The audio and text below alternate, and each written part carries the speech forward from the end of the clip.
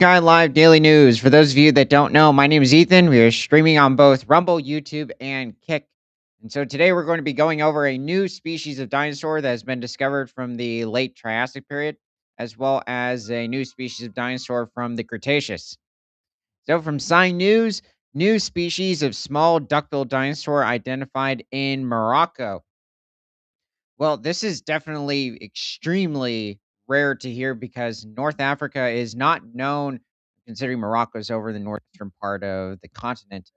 North Africa, in fact, the whole continent in general is not known for having many species of ornithopods, and hadrosaurs are extremely rare. Many specimens seem to be just fragmentary bones, so they're usually unnamed.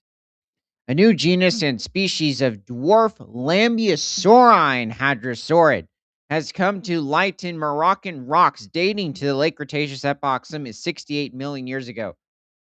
A Lambeosaurine in Africa. That is astounding. Usually, these animals are only heard in different parts of East Asia, such as Mongolia, China, Eastern Russia, and um, possibly into Kazakhstan, but that might be pushing towards a little too far west, and as well North America, which is usually where the more renowned species are from, such as Corythosaurus, Lambeosaurus itself.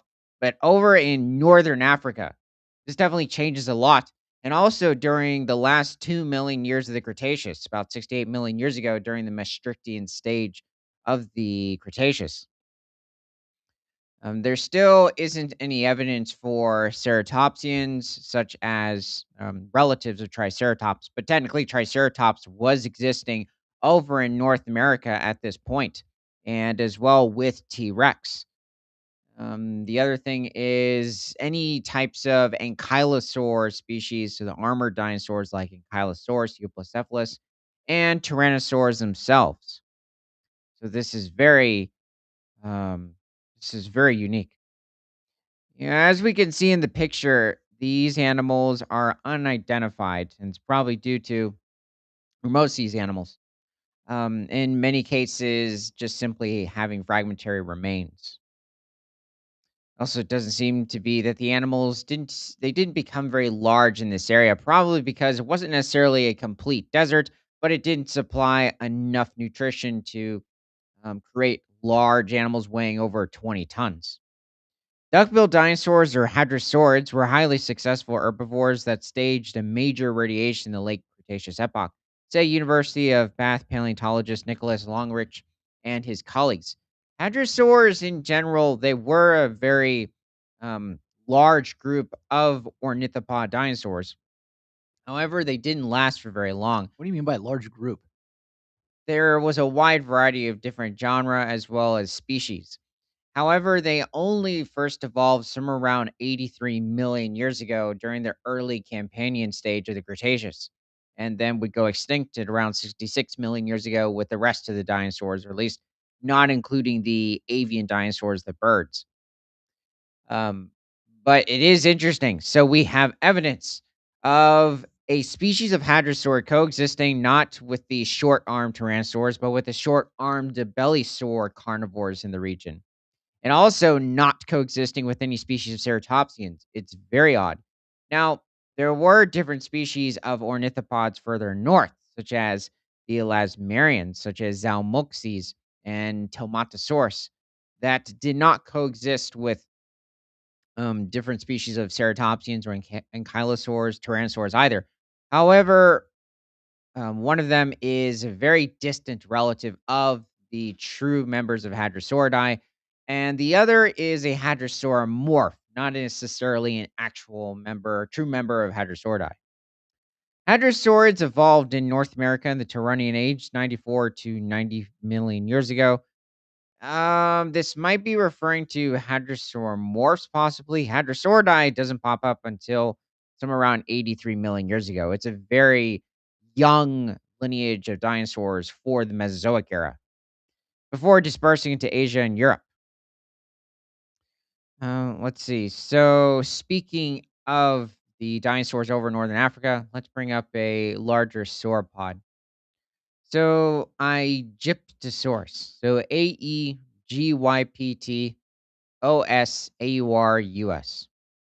Yeah, unfortunately, this Sidai Titanosaur is unnamed. It also seems to be a species that probably doesn't weigh much more than 6 to 7 tons. But the animal that I'm referring to weighed somewhere around 8 to 12 tons over in northern Africa. Not necessarily as far north as Morocco and Egypt, though it certainly was possible, but in areas such as Niger, so just north of countries such as Benin, Togo, and Nigeria. I believe. So it is a close relative of the different species of saltosaurs that would roam in different parts of the Cretaceous. However, it seems to be that Aegyptosaurus is simply just a member of Titanosauridae, so not necessarily a true member of Titanosauridae, which is the family of Titanosauridae. I think this is an old one, a really old one. It also seems to be that this, when it came to length, for this sauropod was a medium-sized or medium length species, only reaching somewhere around 49 feet or pushing 15 meters. No, it was just another one done in black and white. They changed the color. Um, yeah, I believe this animal was actually discovered fairly early on, at least somewhere around the late 1910s, so pushing around 1915. Oh, that's definitely far more recent. Yeah, it was back in 2022. And this is a good reconstruction. I think the other one was okay back for the early 20th century, the early 1900s, but this seems to be much more matching the overall musculature of the animal, the skin texture, and also even the head structure. That's a big part too. For many species of sauropods, unfortunately, we do not have the skull for every species. So it seems to be that we have to go in and compare it with its close relatives, or at least whatever family it seems to belong to. And the problem is, since it's just Titanosauridae, it becomes a lot more tricky. But linking it with the different animals of the time, and as well as even animals that would have lived much later or even beforehand, depending on how close related this animal would be, we can have a bit of a glimpse as to what the head structure would look like. But you can have certain individuals that are quite distantly related, and they still can have a similar head structure to an extent. Let's see. Wait a minute, I have one. Hold on. Yeah, I think his legs though might be a bit pudgy, especially his back legs. Not again. No, it's not trying to push any hate for Megalosaurus, which was an animal discovered back in 1676, a species of megalosaurid carnivore from England. And it lived in England during the mid Jurassic, around 170 million years ago. Wait, this is That's Megalosaurus? Yes. This is a reconstruction from the early 1900s, probably around 1930s, 1940s. I always forget what you say this guy is. Yeah, Megalosaurus would have a much longer or more narrow sort of a snout compared to like the squarish sort of a shape, which is the closest dinosaur or specifically carnivore that you could probably compare it to is maybe some sort of a carcharodontosaur, but even then it's fairly far off. Very small arms compared to its body size. Not that Megalosaurus necessarily had large arms, but they were longer compared to its overall body and also a bit more just evenly proportioned. It also only had 3 claws. Another thing, the feet would be much larger compared to its body size. The tail is far too thick and short. I think the overall shins, I um, just throw him up here every time yeah, you it ask ends me up. for something and he comes up under the name. Yeah, it's annoying when that occurs. I think the shin bone might be a bit short compared to, I mean, not short, might be slightly long. The Megalosaurus was probably a decent runner, probably capable of running up to 30 miles per hour at tops. There were certain species of medium-sized theropod dinosaurs that could reach um, slightly higher speeds, such as certain medium species of tyrannosaurs. The presence of a hadrosaur in Africa is perplexing because Africa had been isolated from Laurasia by deep sea waves since the mid Jurassic, while hadrosaurs evolved in the late Cretaceous.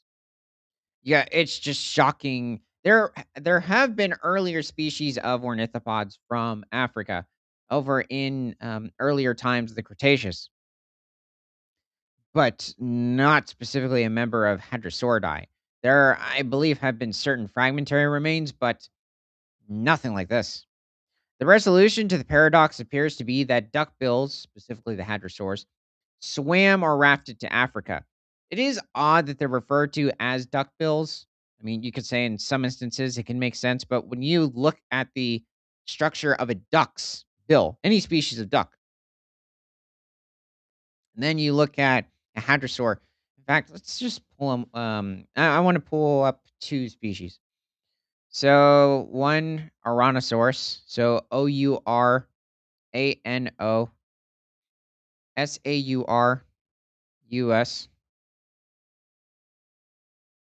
You want a smiling one or a non-smiling one? Occasionally you can have reconstructions with hadrosaurs looking like they're smiling, but maybe it just goes for many types of dinosaurs.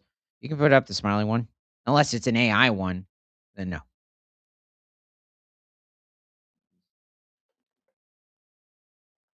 unless it seems to be the only accurate, somewhat accurate depiction. But Ouranosaurus, there should be many depictions.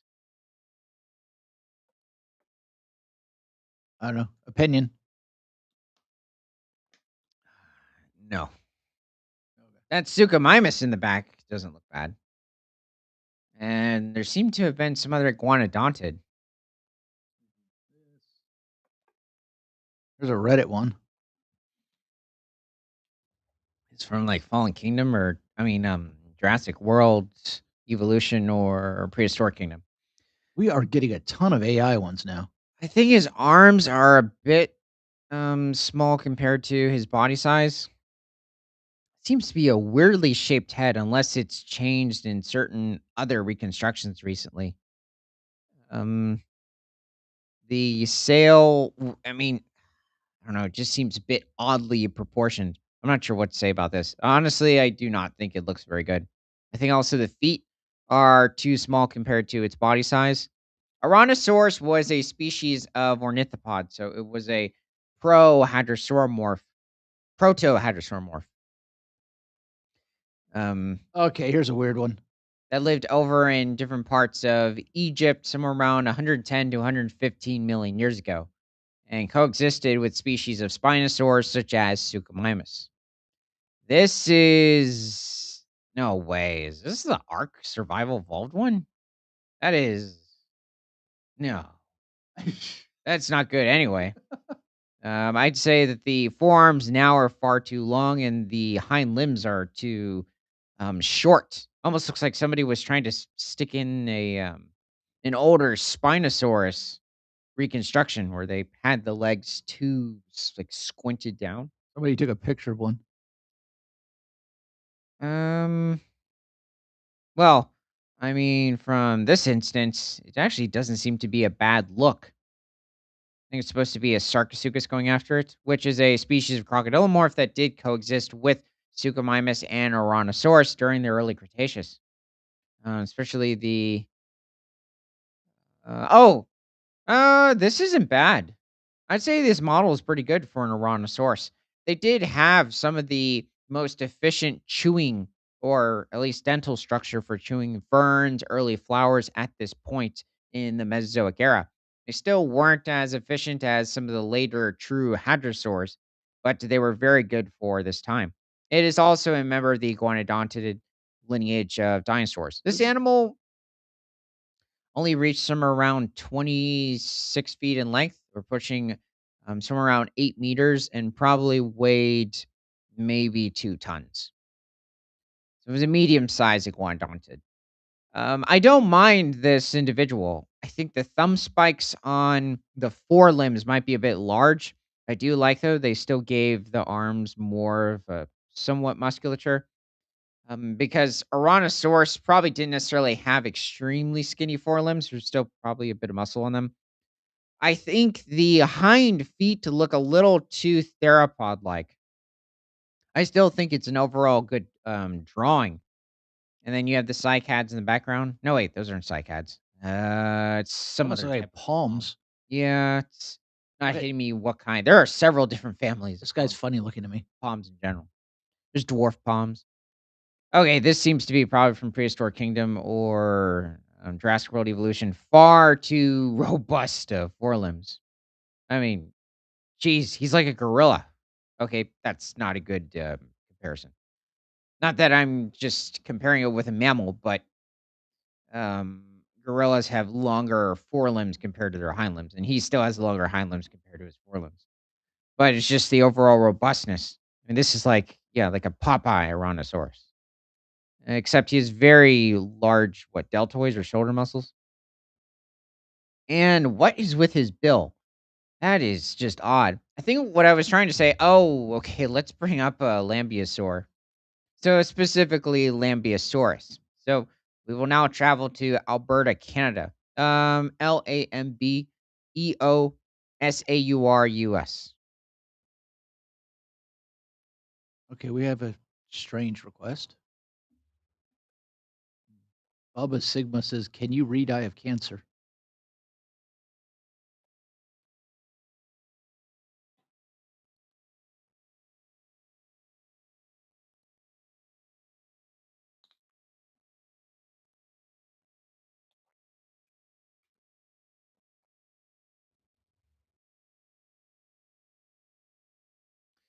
Okay, Let so me get rid of some of these guys.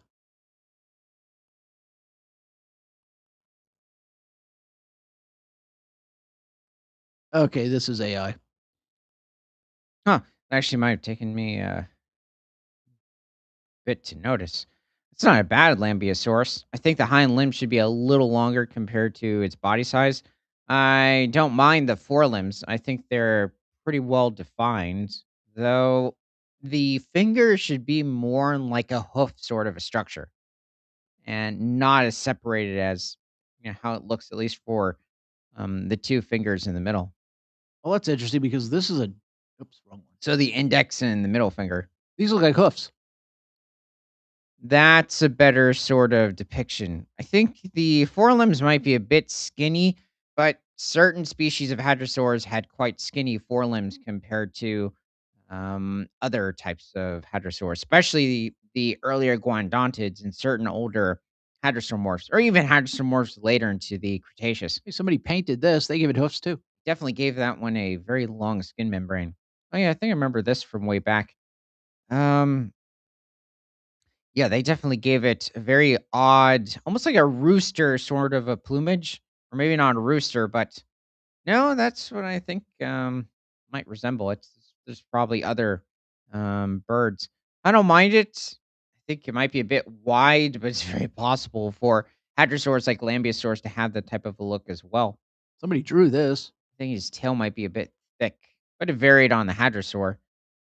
That's I don't think this is a Lambeosaurus, unless it's another species of Lambeosaurus. Overall, though, I mean, this does resemble certain other hadrosaurs. It's not bad. I think the hind limbs are okay, and the forelimbs,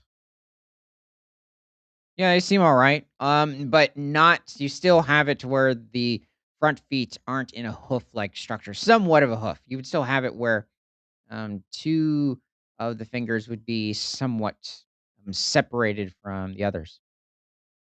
And yeah, that's a good view of the teeth. So these there would have been hundreds of teeth inside their mouth. And they also would have lost them consistently throughout the years, like crocodiles and sharks and other species of dinosaurs.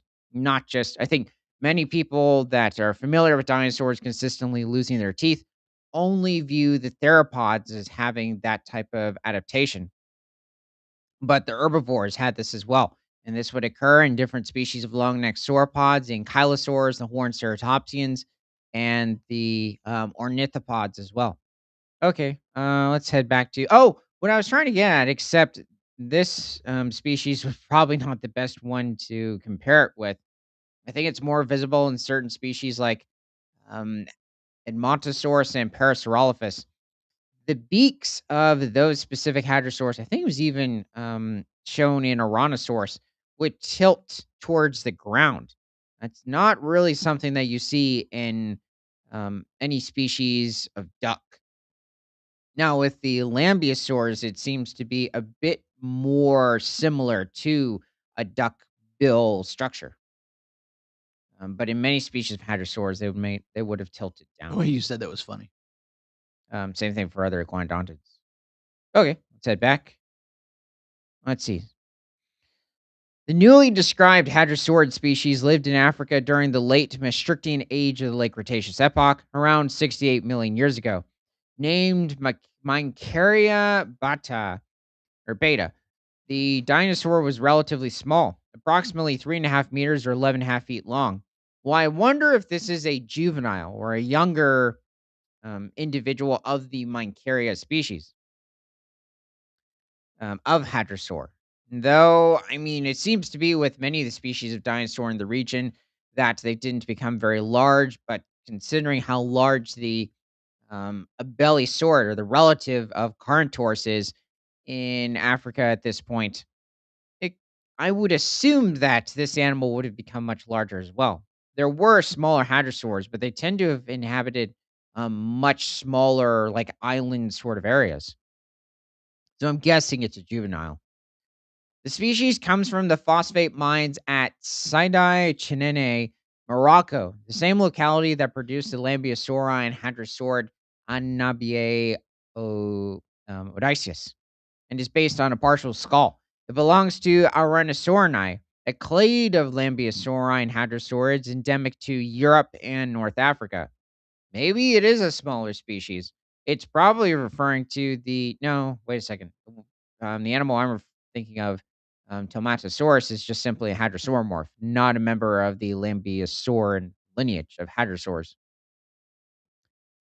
So Mincaria beta is distinguished by or from Inhabia odysseus by the shape of the maxilla, which has a more eventually placed jugal facet, a curved um, ecto ectopterygoid ridge, a more sinusoidal tooth row, and neurovascular foramina arranged in a line, the paleontologist said. However, the new species closely resembles Hanibiae odysseus and other Tyrannosaurians in its small size and many anatomical features. Well, now it sounds like this could be an adult individual. This definitely would be one of the smallest hadrosaurs to exist. Well, at least we got this part of the skull. It's too bad that this is it. Always amazes me they can do that and then say, "Ah, you got it." Yeah, it's probably just it's certain simple um just knowledge in the overall like bone structure area, and you can identify whether or what type of specific ornithopod it is in this case. And just but the fact that it's coming in from Africa. The researchers also unearthed the fossilized remains of two other hadrosaurids at Sidai Dow and Mra Larak sites. Let's see. Is it Temeraptor? Okay, this is a carnivore I like to look up. It lived a bit earlier in the Cretaceous. So Tameraptor.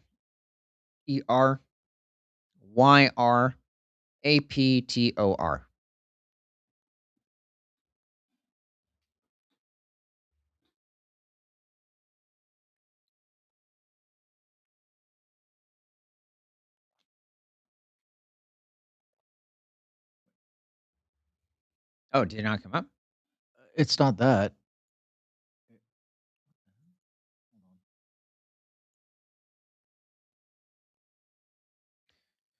Well, when it comes to this specific species of carnivore, it Isn't this seems. did we do an article on this a long time ago? Oh, yeah, this thing. Okay. Is that him? Yeah. Yeah, Okay. that's him. He has been discovered in recent years. So this is a new discovered species of Carcharodontosaurus. So despite some people maybe mistaking it for a species of Ceratosaur, considering when you look at the two horn-like structures on, or at least in the front of its eye sockets, as well as the um, snout and horn. You would think of some species of Ceratosaurus, but it looks like this animal is actually a closer member of the, or is a member of the Carcharodontosaur lineage due to further analyses. And let's see, Temaraptor is also one of the largest carnivores to exist over in northern Africa. It did not necessarily reach the size of Carcharodontosaurus or Spinosaurus aegypticus, but it did reach somewhere around 40 feet in length or pushing over 12 meters, and possibly even a bit longer, maybe even pushing somewhere around 14 meters or 46 to 47 feet, and likely weighing somewhere around 5 to 6 tons. So at least the third largest carnivore in the region. So inhabiting northern Africa is different parts of Egypt, Algeria, Somebody made a fat one. around 98 million years ago.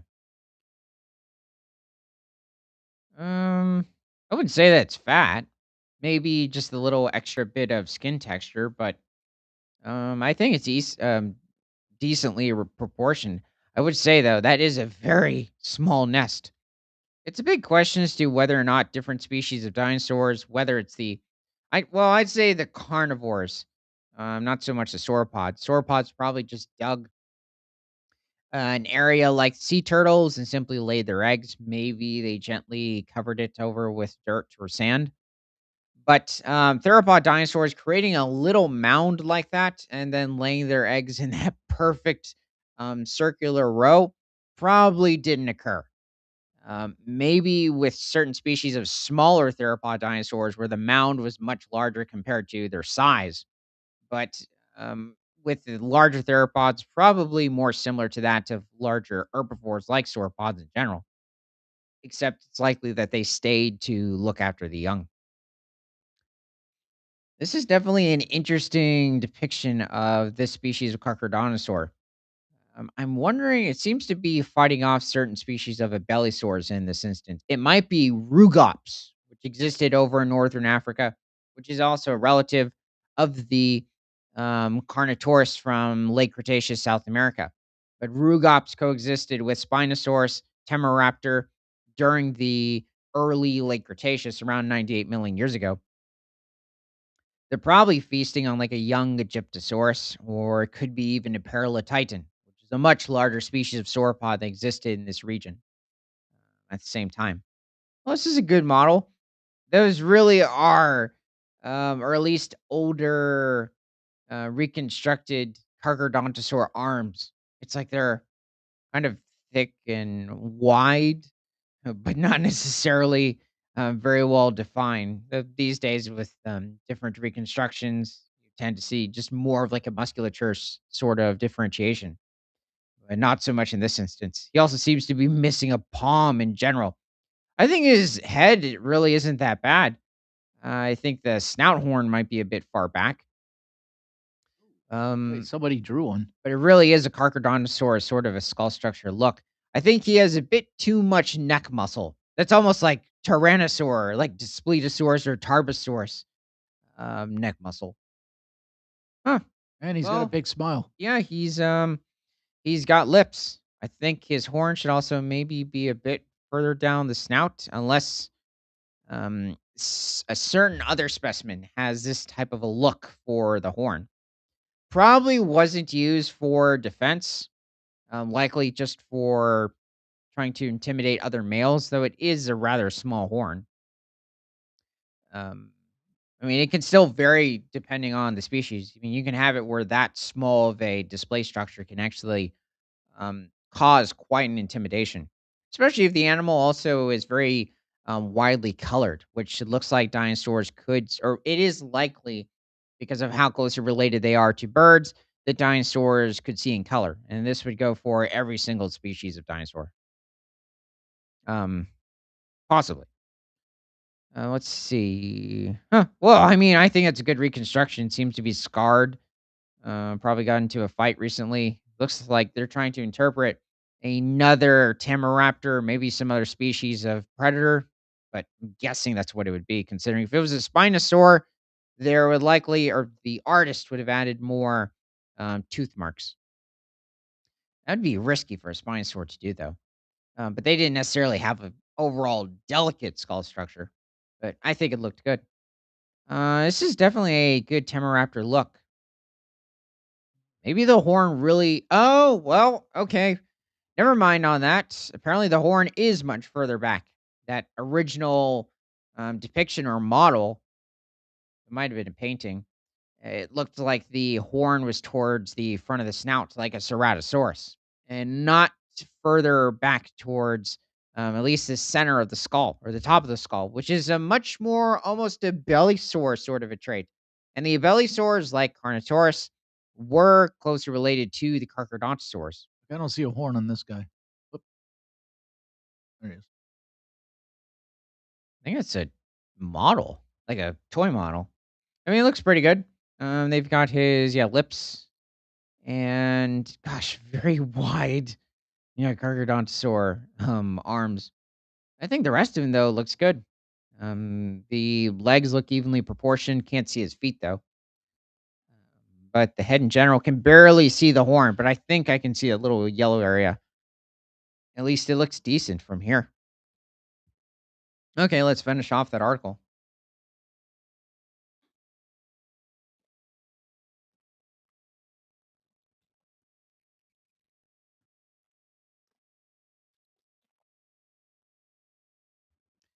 Humerus and a femur belong to harder, or not harder, larger hadrosaurids, 6 meters or 20 feet long, implying at least three species coexisted. Okay, so they're finding other species of supposed hadrosaur in the region as well. That this is very rare. Oh, there's more. The team's analysis suggests the hadrosaurid group Lambeosaurini initially diversified in Asia, then saw dispersals into North America. Yeah, that's what I was actually assuming originally. I was found it a bit surprising when it mentioned North America at first. That would have been a very similar thing for the ceratopsian dinosaurs, the horned dinosaurs as well, like Triceratops and its ancestors. Well, Triceratops first evolved over in, or only evolved in North America. That was towards the end of the ceratopsians lineage. You're not And saying all ceratopsians evolved in North America. no, no, no. They didn't arrive in North America until much later into the Cretaceous period, and they evolved over in Asia during the seems to be early. Well, I'd say mid Jurassic, around 165 million years ago. So let's see. Dispersal from Asia into Europe was followed by dispersal into North Africa. I would assume until much later. Multiple disperses from Europe to Africa seem less parsimonious than a single dispersal, but are not impossible, particularly given the distinctive morphologies of Anabia odysseus and Mincaria beta. Oh, it wasn't hitting me that these were two different species of hadrosaur. I was thinking it was a completely different dinosaur. That's why they had them right next to each other. The diversity of hadrosaurids in Europe and Africa suggests a dispersal driven radiation, with Lambeosaurines diversifying to take advantage of low ornithischian diversity. African Lambeosaurines are small compared to North American and Asian hadrosaurids, however, perhaps to competition with Titanosaurians. Uh, Well, doesn't that always depend on the size of the bleh, say it? Tyrannus Tyrannosaurs? Tyrannosaurians, right? No, it's due to, well, no, it's referring to the Titanosaurs, the sauropods. You were saying Oh, Tyrannosaurs. okay. That wouldn't that's not really a, good theory to, put out in this instance because you have it with, slightly earlier ecosystems over in Mongolia, where you had different species of large hadrosaurs, along with large species of sauropods, like Nemectosaurus, Sparspoldia, Tyrannosaurus, Cerolophus, Saurolophus, the larger species, was a bit earlier in time, so I guess we'll not include him. But Barspoldia was reaching somewhere around 38 feet in length, possibly longer, or pushing around 12 meters. and weighing up to 6 to 7 tons. And then you had Nemectosaurus, which was somewhere around 75 to 80 feet in length. They're pushing over 25 meters and probably weighing somewhere around 30 to 40 tons. And they were in ecosystems that could support these large sizes and also herds of these animals and several other species of large sauropods and hadrosaurs. Um, but when it comes to this specific area, I don't really think that it's specifically the titanosaurs in the region. I think it's that this area was probably just not very lush, so abundant in different species of ferns, conifer trees for them to feed on. So you had smaller dinosaurs in general. But that species of a bellysaur that's been found in this area, I don't know, unless or this specific species would have simply fed on the different species of sauropod more often than the hadrosaurs, because the hadrosaurs are not going to be able to fill them up. It would just simply too energy consuming to hunt down enough of these hadrosaurs to consistently supply these carnivores with enough food. So I'm looking at it as really just an overall vegetation abundance rather than competition with another herbivore, especially since, at least at the moment, doesn't seem that there really were many herbivores in this region, which seems to be the case in a lot of desert ecosystems, or where vegetation at least is less abundant. So let's see. Hadrosaurs are unknown from Eastern Africa. Yeah, that is true. But that's on the complete other side of the continent. We're over in northwest Morocco, or Morocco is in northwestern Africa, suggesting Moroccan hadrosaurs may be part of a distinct insular fauna and represent an island radiation. Well, that does seem to be the case considering the other species of at least hadrosauromorphs and other ornithopods were inhabiting different islands. But this was probably a much larger area, which is also why the predators are larger. So, um, yeah, it even seems to be at the end of the article that it's stating, at least maybe coming from the other paleontologists themselves, that, yeah, it had to do with the ecosystem.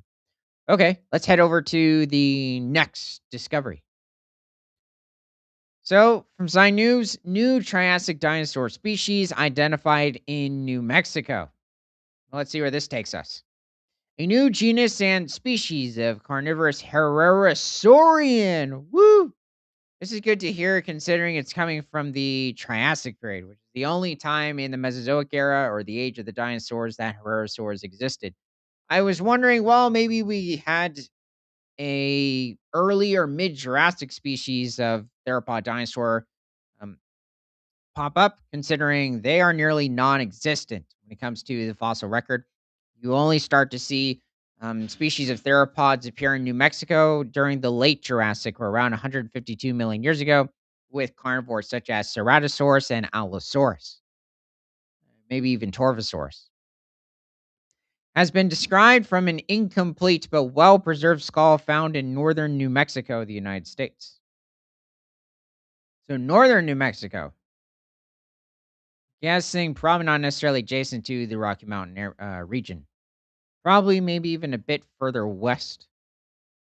This is a Herrerasaurian? He's got a rather, well, a Herrerasaurian, not necessarily a member of Herrerasauridae. It doesn't look like feathers, it looks like it has fur.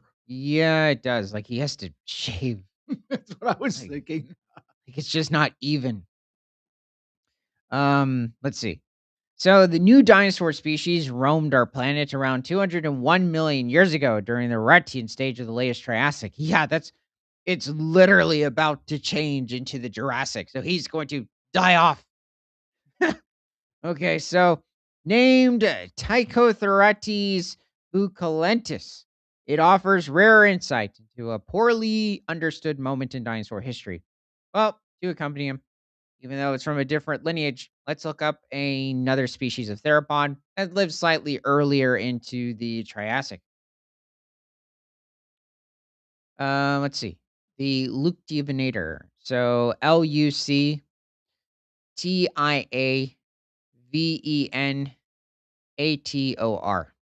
It is a species of coelophysid. They existed over in, I believe, Arizona during the late Triassic, but around 10 million years, that's La Hasvinator. Oh, Seems to my bad. be I didn't a check. species of dinosaur. Maybe you respell it? Oh, okay. So, so basically, it is a close relative of the more famous Coelophysis, as well as the Camposaurus, not to confuse with Camptosaurus, which is an ornithopod from the late Jurassic. Um, but Luke Diavanator was somewhere around pushing 11 feet in length, or a little over what 3.1 meters, I'm trying to and find one. not even a Coelophysis like look.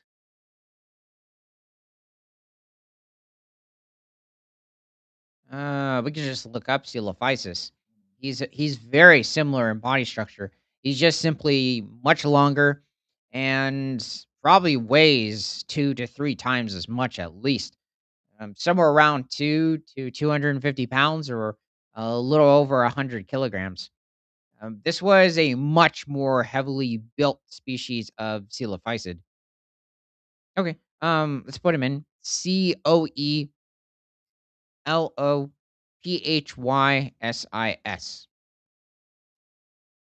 This animal is specifically Coelophysis bari, but it is a very close relative of the Luctiovenator.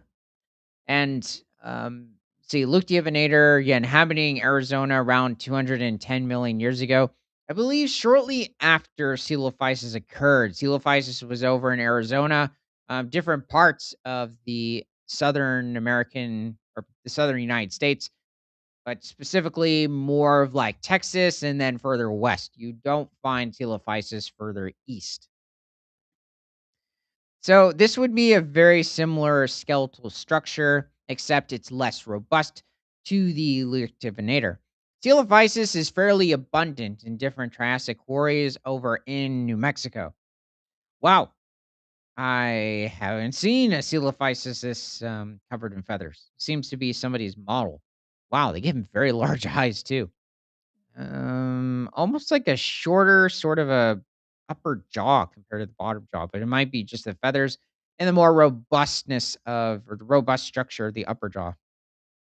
Large forearms. Okay, yeah, I think the feathers are a bit more matching in this, or at least all these individuals. They also seem to be quite clustered together when it comes to finding different species of Coelophysis. We also are different specimens of Coelophysis. Um, Not necessarily like Lutea venator, but Coelophysis itself, we have quite a bit of info as to what these animals were eating. These were definitely carnivores. There really isn't any evidence to suggest that they were feeding on plants. There have been different specimens of Coelophysis with different early species of crocodilomorphs embedded in their rib cages, suggesting that they were feeding on the crocodilomorphs. And as well, even different species of lizards have been found in their rib cage, which, just to remind everybody, lizards and crocodiles are not the same thing, though they do derive from the same earlier reptilian ancestors. However, lizards are not members of the Archosauromorph lineage, like the dinosaurs, the birds, and the crocodilians, as well as the crocodilomorphs in general. Um, Coelophysis itself was much smaller. This animal was somewhere around 9 feet in length. They're pushing around 2.8 meters, and probably not weighing much more than 60 to 80 pounds, or a little over 30 kilograms. So, um, oh, oh, right. Yeah, this model. Yeah, too long of arms compared to. I wouldn't say that they're too long. It's that they're a bit too robust. Coelophysis had fairly um, thin arms compared to its body size. And it is odd. You have different species of theropods during the Triassic period that had quite long arms compared to their body size, and others not so much. It's like, why in evolution did different theropod dinosaurs, even at this point, decide to take just such different paths when it came to different parts of the body? Actually, we can look up another species I of. already do this? Yep. Well, it's at a different angle. It's more towards the front. Despite how I'd say small these carnivores tend to be depicted in documentaries, this would be quite a hassle to deal with. But let's see who else. Actually, let's look up an herbivore, Blakinosaurus. So Blakinosaurus. Now, this is definitely a much larger animal compared to either of the theropods or at least the coelophysids. Oh, by the way, did it pop up? Is it like a sauropodomorph? Looks like a Wait, did you spell it Blikanas? I think I meant to say Blakino. Why does it have an I in front of it? Yeah, Or or or it's BLI. Blykanosaurus. Is that what it's saying? Okay, yeah, that's it. So this is a species of sauropodomorph or prosauropod from the, I believe, late Triassic period. Somewhere around 205 to 210 million years ago, over in South Africa. South Africa is actually very widely known for discovering a wide variety of different members of the prosauropod family in general. They don't look alike. Yeah, it's a bad AI one. Far too. That's just a weird one. Too bad it's a bit blurry. I think he's still a bit odd. I will say the limbs, at least the forelimbs, I think they're the best. I think the hind limbs are a bit large compared to the forelimbs. This belonged to a group of prosauropods that actually had the ability to walk on all fours, or they were quadrupedal. Many species of prosauropods, especially certain ones that we find in other parts of Africa or even Europe, were strictly bipedal, and they did not have the ability to walk on all fours. They simply would have crushed their forelimbs under their weight. But the Blyconosaurus was a member of the Blyconosauridae lineage of prosauropods, and I believe this lineage would have existed until somewhere around 185 million years ago during the early Jurassic period. And close relatives of these animals would have given rise to the true sauropods later on to the mid Jurassic. But at this point, this is one of those species of prosauropods that look very sauropod like, at least when it comes to their overall neck structures, their head structures, and even their tails. However, their legs tell a bit of a different story. Their forelimbs are much shorter compared to their hind limbs, despite being able to maintain or support a large portion of their weight. Um, they seem to be a little less, well, I wouldn't say a little less. They were just not the bipedal prosauropods like with what we see in species such as Plateosaurus. But Blycinosaurus could reach around 23 feet in length. They're pushing 6 to 7 meters and probably weighing somewhere around 1.5 to 2 tons. It was a very robust species of prosauropod. Um, what is it? I believe it's also a close relative of the Maranosaurus, which is also close to the same size and is also a quadruped as well. For some reason, we have many species of quadrupedal prosauropods coming in from different late Triassic formations over in South Africa. South Africa is also known for different species of early theropod dinosaurs or carnivores, and less when it comes to the coelophysid lineage. But certain close relatives like the Herrerasaurians. Okay, we can take this away and head back. Um, you have certain theropod dinosaurs like Chindosaurus that come in from Argentina from around this time. So I believe Chindosaurus was a bit earlier into the Triassic. Dinosaurs originated in the Carnian stage, 237 to 227 million years ago. That's still up for debate, but technically that seems to be around the time or the more agreed upon time. The earliest part of the late Triassic, I would still call it mid Triassic, and subsequently diverged into three Jurassic surviving lineages: Ornithischiae, Theropoda, and Sauropodomorpha, said Virginia Tech paleontologist Simba Srivastava and Sterling Nesbitt. Okay, Wait, we have so a lion that's a paleontologist? and a polar bear expert too. because Ian Sterling is a current expert on polar bears. So, nearly all of the earliest dinosaur remains come from the high latitude southern part of Pangaea. So, present day Brazil, Argentina, Zimbabwe. So, Zimbabwe is over in Africa, India, Asia. Whereas the lower latitudes, the late Triassic deposits of the American Southwest, so areas like Arizona, New Mexico, parts of Southern California, Utah, Colorado, and Nevada, and you can find certain Triassic layers, but you're not really going to find any dinosaurs. And as well as parts of Western Texas. Let's see. Have few, if any, diagnostic dinosaur remains from the equivalent age. Oh, yeah, and also mention Morocco. Zimbabwe, I take that with a grain of salt. I believe there have been certain Triassic specimens that have been found there, unless I'm confusing these Zimbabwe specimens with Permian deposits or from over 252 million years ago or between 305 and 252 million years ago. India, you start to see more dinosaur activity or specimens occurring when it comes to the late Cretaceous, possibly a bit earlier, even to the early Cretaceous, like around 125 million years ago, but definitely like around 70 million years ago. Argentina, Brazil. Brazil, we get certain Triassic dinosaurs. Argentina, it's not even a question. We get quite a number of different species of dinosaurs from mid Triassic Argentina. So that's a bit off. Same thing for the American South. Well, I guess you could say for the American Southwest, it's a bit later into the Triassic. So in this case, it is technically right. Once you start hitting about 215 million years ago, the dinosaurs become a lot more common. Even somewhere around 220 million years ago, certain crocodilomorphs are already present.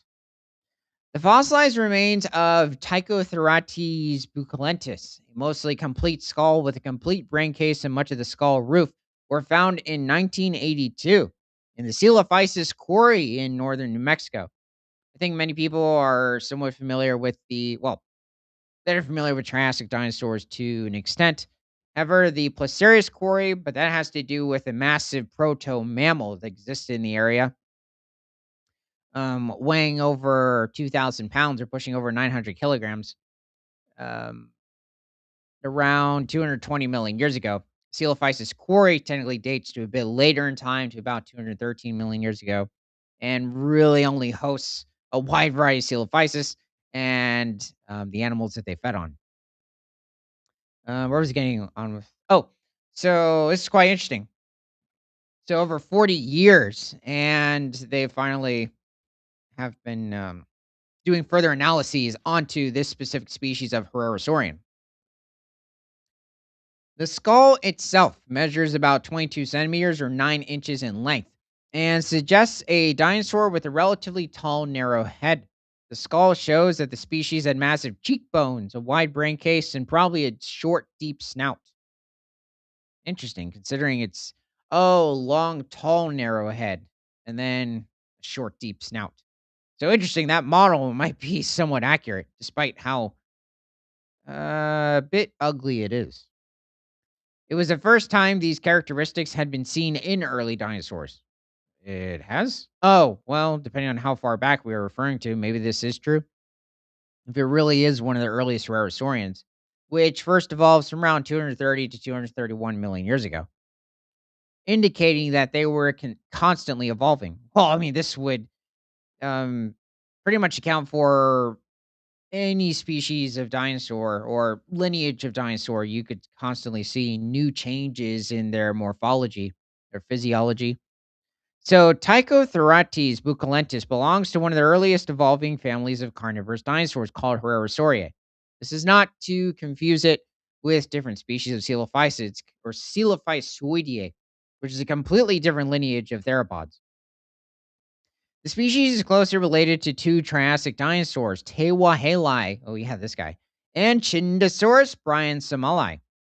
These small animals form part of a newly defined clade, Morphoraptora. I wouldn't say Morphoraptora is necessarily new. Maybe if you're talking in the past 40 years, but technically, I mean, it's been around for some time. Um, Unless I'm confusing with the later Maniraptora, but I don't believe so. Which displays a mix of anatomical features seen in both more primitive dinosaurs and later theropods. Trying to think what else. Let's just keep going. Through anatomical wait, hold on a second. Beforehand. Okay, I really think I should.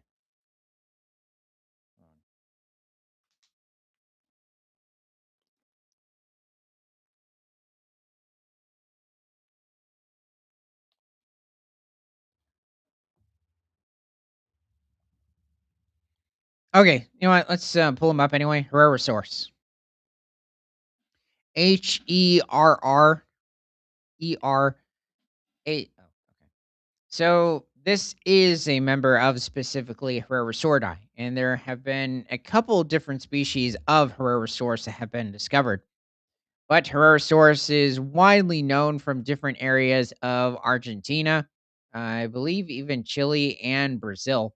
It's a very it was a very successful carnivore during the later mid-Triassic period, so somewhere around 228 million years ago, and the larger Herrerasaurus species could reach over 13 feet in length. They're pushing 4 meters and probably weigh somewhere around 7 to 800 pounds, or pushing around 3 to 350 kilograms.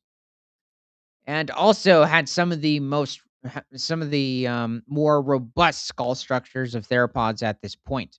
There were a wide variety of other species of theropod dinosaurs, but they tend to be smaller,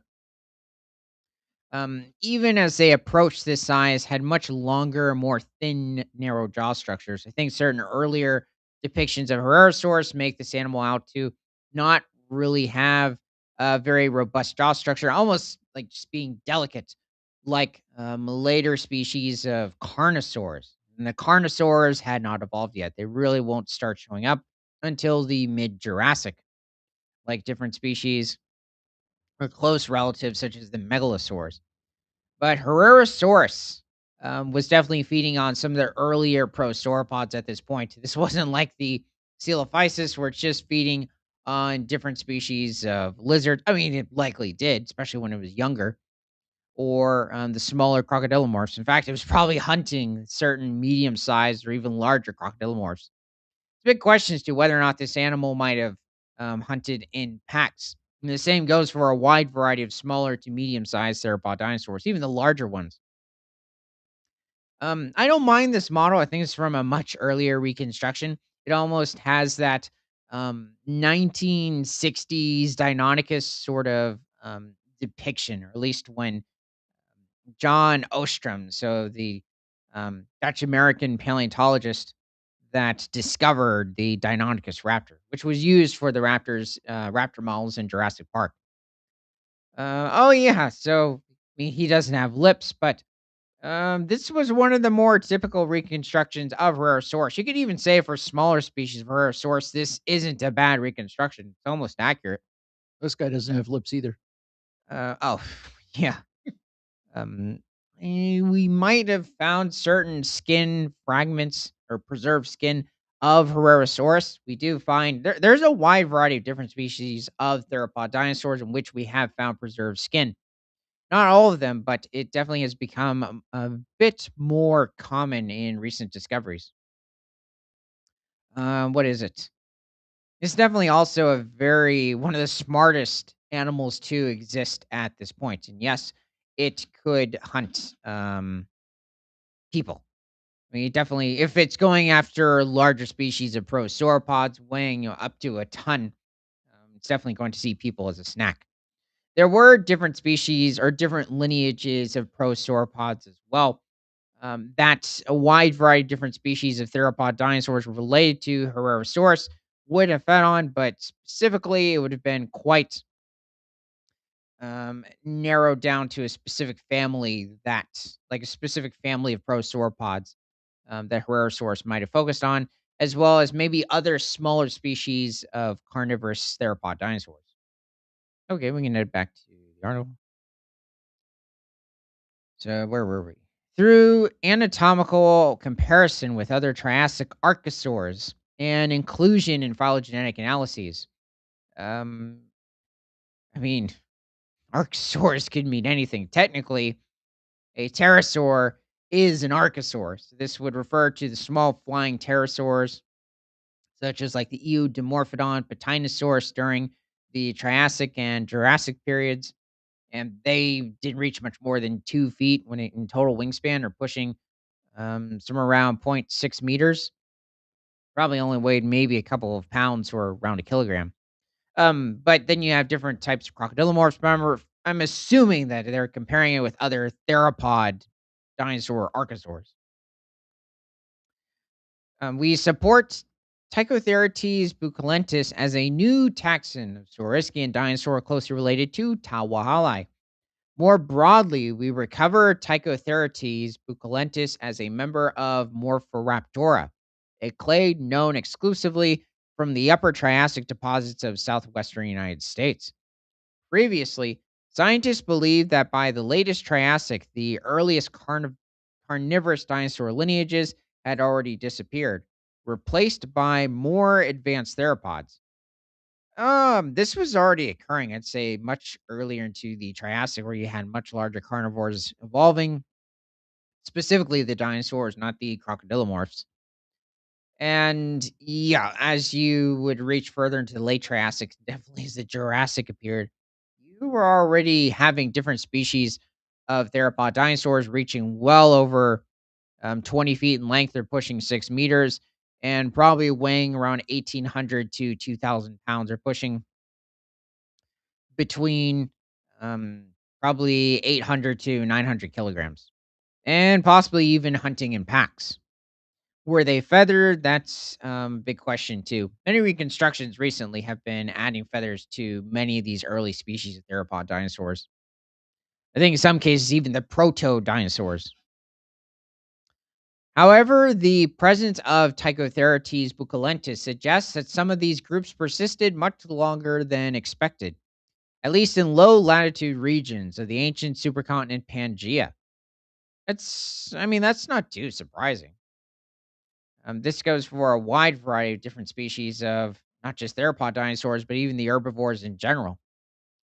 Let's see. Well, specifically the Saurischian lineage of herbivorous dinosaurs, like the prosauropods. Herbivorous dinosaurs were not very, there wasn't a lot of variety back in the Triassic. It really isn't until the beginning of the Jurassic, and there is this explosion in different lineages of herbivorous dinosaurs. It's quite limited for the first 35 million years of the dinosaur's reign during the Mesozoic era. Tychotherites buccolentis was found in rocks that may date to right before the Great Extinction at the end of the Triassic period, and no other members of their family was ever seen again. That is so sad. Possibly suggesting that this dinosaur group went extinct as a result of that mass extinction. Um, well, yeah, I would assume so. Oh, wait a second. You're just talking about the Triassic Jurassic boundary. Well, it would depend on the lineage of theropod dinosaur. There are a wide variety that made into the Jurassic.